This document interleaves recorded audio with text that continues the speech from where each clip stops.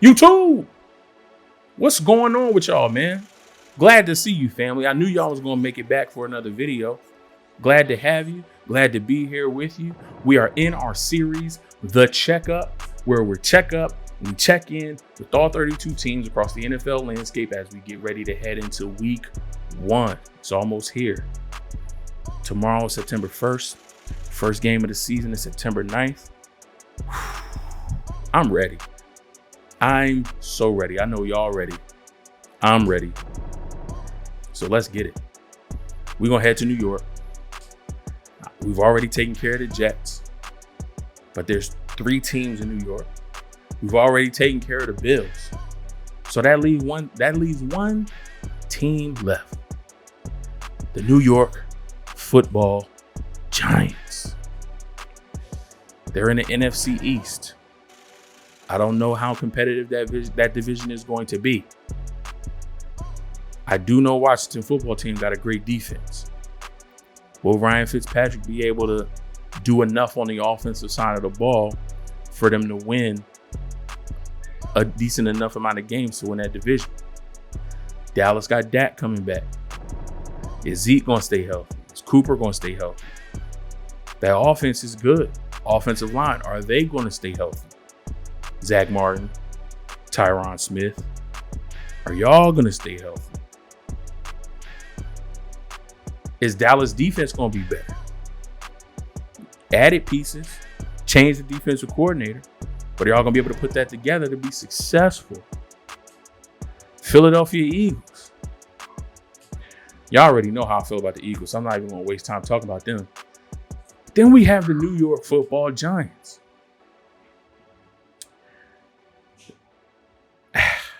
Listen, talked to a couple of my good friends, some of who are Giants fans, and they kind of scratching their head about this season too. They trying to figure out what's the direction, what are we doing? Listen, I don't know, but let's see if we can kind of piece something together going through this roster breakdown, seeing who they added, seeing the players that they lost, and taking a look at the starting lineups. So let's look at the players that they lost first. Right guard, Kevin Zeitler. That didn't make any sense to me. I think the biggest issue that you want to do is keep Daniel Jones upright. Losing one of your best offensive linemen. Finances could play a part in it, absolutely. Kevin Zeitler is getting a little up there in age. But not bringing Kevin Zeitler back, I don't know. That one's tough. Defensive tackle Dalvin Tomlinson, right tackle Cam Fleming, wide receiver Golden Tate, and outside linebacker Kyler Fackrell. I added Kyler Fackrell because as a 49ers fan, I watched the Chargers versus 49ers preseason game, and Kyler Fackrell was cooking. So I don't know if the system in New York wasn't a scheme fit for him, but clearly he's a scheme fit with the Chargers, and he's playing really, really well as a backup pass rusher for that team. Kyler Fackrell was doing his thing, so the Giants may have a little bit of remorse by not bringing him back, but that's still yet to be seen. We still got a whole season to play, but that could come back to bite them if Kyler Fackrell is able to have a really, really good season with the Chargers, even in a rotational pass rush role. Moving over to the additions that this team made, wide receiver Kenny Golladay is one. Wide receiver John Ross is another. Cornerback Adoree Jackson, which I think was a great pickup for them. Tight end Kyle Rudolph, defensive tackle Danny Shelton, and wide receiver Kadarius Toney. So as you see, there was a theme here. I think the Giants believe that the offensive line isn't the problem and that the offensive weapons is. Now, granted, there were a lot of injuries, especially to that receiver core last year. And then with Saquon Barkley going out with the ACL injury, you lose your top running back, all your receivers are down. It's like, who does Daniel Jones have to distribute the ball to? So the Giants made sure that no matter what the situation, they had pass catchers. They got a lot. So actually, let's switch over and take a look at the starting lineups to see where some of these guys fall. So taking a look, I think even with the weapons that you added, and even if you didn't add those weapons, I still think the weak point of this offense is the offensive line. A lot of people are claiming that Andrew Thomas is a bust. I don't want to go that far yet.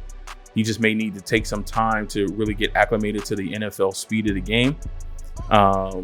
So I want to give him another shot before I say, yeah, that was a wasted first round draft pick, because I think he was drafted number 4 overall. I know he was top 10. It may not have been 4, but I know he was a high draft pick. He has the physical ability, but will he put it all together, with his football IQ mentally, and be able to hold down that left tackle spot? At left guard, we have Shane Lemieux. Center, we have Nick Gates. At right guard, we have Will Hernandez. And at right tackle, we have Matt Peart. Peart, Gates, Lemieux, a little iffy on.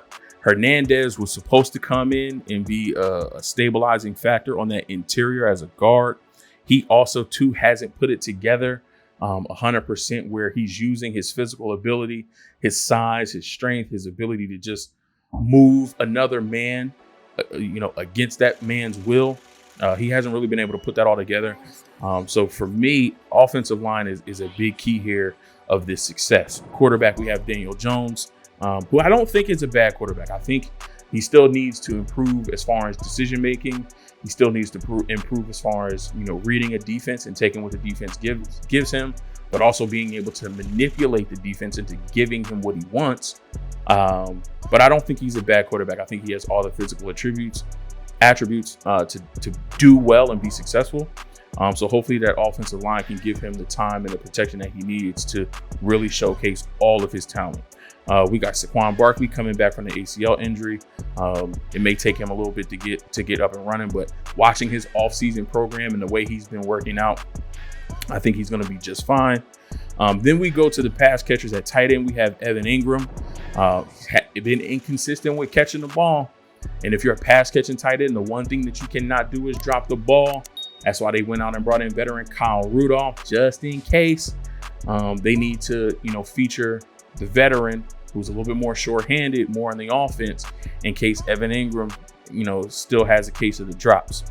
Moving outside to the wide receiver position, we got Kenny Golladay. He's our high-priced free agent, so we know he's starting. And then opposite him, we have Sterling Shepard, longtime Giant on this wide receiver core. I think he's the longest tenured. And in the slot, we have Darius Slayton. Then you also have wide receiver John Ross and the first round draft pick wide receiver Kadarius Toney. So they're 5 deep. You could start Toney or John Ross in that slot over Slayton if Slayton is injury prone again and he can't stay healthy. Obviously, you'll see one of those guys there. I'm sure Giants fans have mixed emotions, and if you do about this wide receiver core, tap in with me in the comment section. Let me know what you're feeling about these wide receivers. Do you like Golladay, Shepard, and Slayton as your starters, with Shepard and Golladay on the outside, Slayton in the slot, and then bringing John Ross and Kadarius Toney off the bench? Would you swap out Slayton for Kadarius Toney? You drafted him with a first-round pick. He supposedly is electric with the ball in his hands and after the catch. There was an article out that I saw and kind of skimmed over that said this entire Giants rookie class has had a slow start in training camp. So I wonder if that is playing into maybe why he's not, getting the start even as a first-round pick. But tap in with me in the comment section. Let me know what you feel about your wide receiver position going into the 2021 NFL season. Let's move over to the defensive starting lineup. I had a few issues with this starting lineup, and we'll talk about those in a minute. Up front, we have Austin Johnson, man in the middle at nose tackle, with Dexter Lawrence and Leonard Williams outside of him, and our defensive ends in this 3-4. At the linebacker position inside, we have Blake Martinez and Tay Crowder. Outside of them, we have Lorenzo Carter and O'Shane Ximenez. Corners, James Bradbury and Adoree Jackson. and safeties Jabril Peppers and Logan Ryan. This secondary is a very, very good secondary. Bradbury came over last year from Carolina Panthers, played well. According to PFF, every year Adoree Jackson has been in the league, he's been top 5 rated when it comes to man coverage. We know Jabril Peppers is uber athletic. He can do it all. He can play deep safety. He can drop down in the box. He can cover tight ends. He can cover running backs. He's your utility guy on defense because of his athleticism, his speed. He can do it all. The only change I would make to that secondary is Logan Ryan. I understand he's a veteran. He's been in the league in a long time. But there's a player on this Giants defense that I would put in that position. So I think, did I make 1 or 2 changes? I think I made 2. So let's swipe over and see what the changes are. Actually, no, I made 3 changes. So for nose tackle, I took out Austin Johnson and I'm starting Danny Shelton. I think Danny Shelton is a better nose tackle. He takes up a lot of space. He's so strong. It's absolutely ridiculous. He's going to command double teams just because of his presence and his strength. I like Danny Shelton starting at nose tackle next to Leonard Williams and Dexter Lawrence. And the linebacker core, I'm taking out O'Shane Jimenez and I'm putting in Azeez Ojulari. I think Azeez Ojulari is a better pass rusher right now. And with this defense, with this front 7 and what you have in the back end as far as coverage, I think he'll be better suited in this defense when you need a consistent pass rush. Even though he's a rookie, I like Azeez Ojulari to start outside. And then in the secondary, so I made a change at every level. In the secondary, I took out Logan Ryan and I put Xavier McKinney because of what he's able to do on the football field, because he's a ball hawk, because of his football IQ, his athleticism, all of that. I like Xavier McKinney better than I like Logan Ryan. So if I were the Giants, this will be my defense. Danny Shelton in the middle, Leonard Williams, Dexter Lawrence, Azeez Ojulari opposite Lorenzo Carter with Martinez and Crowder in the middle, Bradbury and Adoree Jackson on the outside, McKinney and Jabril Peppers on the back end. That would be my defense going into week 1. I think you have a better chance to play better defense, win more games with this defense as opposed to this one. And it's because it's not just one player, it's one player at all 3 levels. Defensive line, linebacker, secondary. That's what I would do if I was the Giants. But if you ask my buddies, Giants don't do what's right all the time. They don't make the smart play all the time. So we'll have to see what that lineup is that they tried out week 1. But I hope it's this one. I hope I'm right. Cosmos knows, of course. Thank you guys so much for tuning in. That's going to wrap it up for this edition of the Checkup with the New York Giants. Again, Giants fans, tap in with me in the comment section. Let me know how you're feeling about your team. Let me know if you're optimistic, if you're pessimistic. Let me know what you're feeling about Daniel Jones, the wide receiver position. Let me know what you're thinking about defense. You can do that all in the comment section. You can tap in with me also on social media, Facebook, Instagram, Twitter. I'll link those in the description below. And as always, hit that thumbs up. It helps me. It helps you. If I know what you like, I can curate the content better. I can give you what you want while doing what I want. You win, I win. It's a win-win situation. After you hit that thumbs up for me, your family. If you are not already a subscriber and you want to become a part of the family, officially, you're already a part of the family because you're watching the video. If you took any time out of your precious day to watch this video, you're already a part of the family. But you can make it official. Like official. If you hit that subscribe button.